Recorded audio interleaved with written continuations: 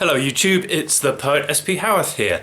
Today I'd like to read you a little poem by one of my favourite poets, which is Mr. Thomas Hardy, the West Country poet and novelist, though actually I'm not such a big fan of his depressing, long-winded, morbid books.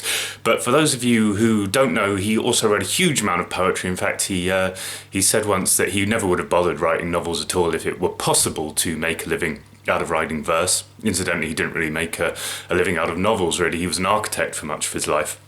Anyway, that's sort of by the by.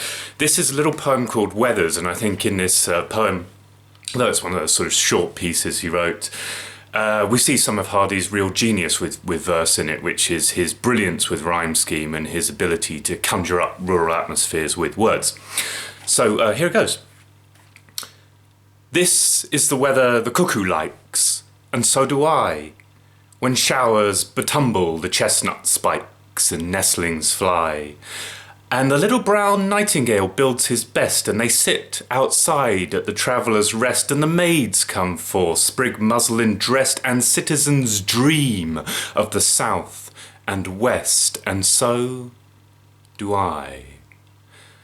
This is the weather the shepherd shuns, and so do I, when beeches drip in browns and duns and thresh and ply, and the hill-hid tides throb throw on throw, and meadow rivulets overthrow, and drops in gate bars hang in a row, and rooks in families homeward go, and so do I.